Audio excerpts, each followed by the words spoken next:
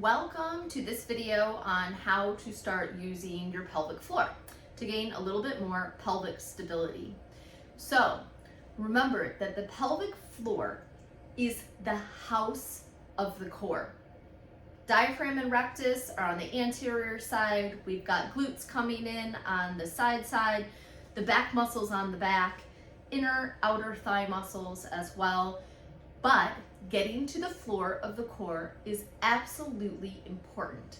One of the biggest things that I see folks complain about is either pain with intercourse, pain with urination, problems with incontinence, either urinary incontinence, fecal incontinence, and there can be a number of other reasons, so it's always important to talk to your healthcare professional about those if you have concerns there might be something else going on. But there's also involuntary muscular control of these areas that we can tap into with good functional exercise. Now, the pelvic tilt could be an hour-long, 2-hour-long lecture all in itself, but we're going to try to break it down, simplify it so you can start working on it.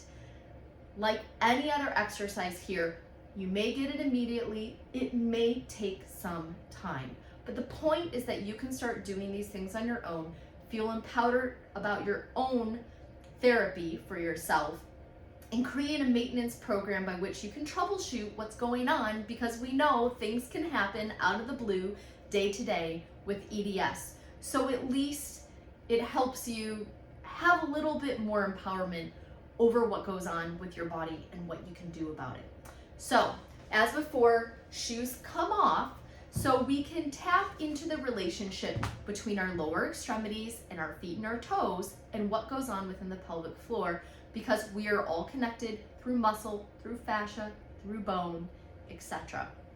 So I like to have my feet planted down. The relationship between what goes on in the pelvis is directly tied into everything below and above.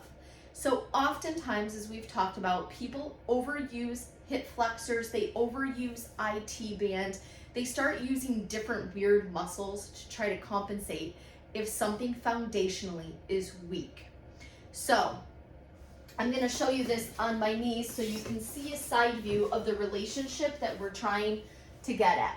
Now, some of this is similar to cat-cow in yoga, although that uses a little bit more of the thoracic spine. But what we're trying to do is seal some of the relationship between some of the pelvic floor muscles and the lower abdominal musculature and its relationship with deeper pelvic muscles and low back muscles. So if we think about, now we're trying to just use the pelvis. We're not trying to use the lumbar spine. So bending forward at the waist is not the way to go. You'll get low back pain and be frustrated. This is a much smaller finesse motion. So if we tip the pelvis back, if you look at my hands here, my forward hand goes down, my back hand goes up. If I go the opposite way, my forward hand is up, my back hand is down. So this is the relationship, although it is clearly exaggerated here, that we're trying to achieve. When the pelvis goes forward, and we're just going to blow this out of the water because a lot of osteopathic physicians and physical therapists, we use opposing terms for this, okay? So whatever helps it keep straight in your mind, we're all talking about the same thing, we all mean the same thing, it's just different lingo. So as we're coming forward, you're going to feel low abs and pelvic floor engaged, and back should be turning off. The both cannot be going on 100% of the time, okay? It's like a teeter-totter here. So it can greatly help with low back pain. So this would be most likely uncomfortable and trigger low back pain because it's on. This reduces it and turns on our low abs and pelvic floor. So for the most part, this seems to be a little challenging to start off in that regard. So what I like to do is bring people supine or on their back, and then we start from there. The goal is that you can isolate these muscles. oftentimes as people start, they say, whoa, my inner thigh is going off. Whoa, I feel pain deep in the hip. Whoa, I feel pain in the jaw. So the goal is learning how to isolate out these lower abdominal musculature. So I like having people on a pillow, get comfortable. If your body is in pain, you're not going to be able to do an exercise because your brain is going to be going off with pain sensors instead of focusing on learning how to rewire. So in that regard, make yourself comfortable. I always like to use a finger and put it in the low abs. My other trick is using a rock, okay? Best free tool ever. Put the rock down on your low abs. It's cold, it's smooth.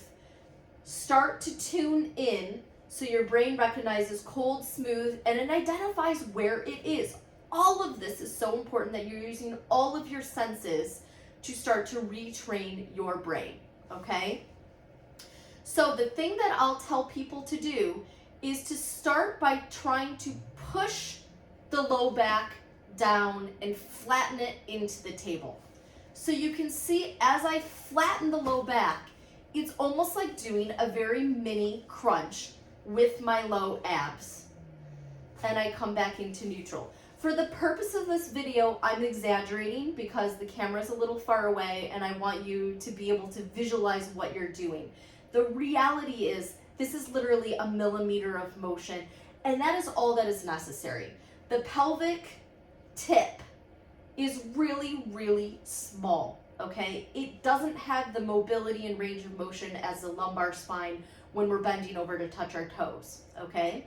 So once again, I've got my feet pretty close to my hips and my knees are fully bent. So I'm trying to get hip flexors out of the way so they don't start to take over. So the job is that I'm pushing the low back down, and you'll see that my pubic bone is coming up towards the ceiling and almost pointing towards my nose. And back down to neutral. Push down and come back down to neutral. If I were to do the opposite motion, I'd be arching my low back and there'd be plenty of space. Now for some that do this automatically, it may be a good enough exercise to just work at trying to get your hips, your sacrum and pelvis, which are below the lumbar spine or low back, and just trying to get all of it flat and even with the table, okay? And that might feel entirely weird, but that's okay. We're trying to relearn what neutral position can feel like. When this becomes strong, we can then start working on stuff going up into the upper thoracic, neck, and head. But until we achieve this, we're not going to be ultimately as successful with some of the exercises higher up. So once again, the goal is that in pushing the low back down, you'll see this is where the tie is on my pants. Neutral. Tie comes closer up like I'm doing a crunch. Relax. As you're doing this, the goal is to not suck it in. That will get you nowhere. That will cause you constipation, IBS, bloating, not to mention lightheadedness and flare-up POTS, potentially. The goal is to always be able to belly breathe. So it does seem somewhat paradoxical, but diaphragmatic breathing is a separate muscle and separate exercise than a pelvic tilt. That's why it takes so long to understand and learn this foundation, but it is well worth it. So I'm going to give you a few minutes to practice just acquainting yourself with what this pelvic tilt is going to start to feel like. I generally recommend that folks do between 5 and 10 repetitions first thing in the morning before getting out of bed and before going to bed at night. The more frequently you do this, it's not about building muscle, it's about building brain memory to how to engage these muscles 24/7 when you're moving, sitting, standing, peeing, pooping, etc. So grab your tool and get to work.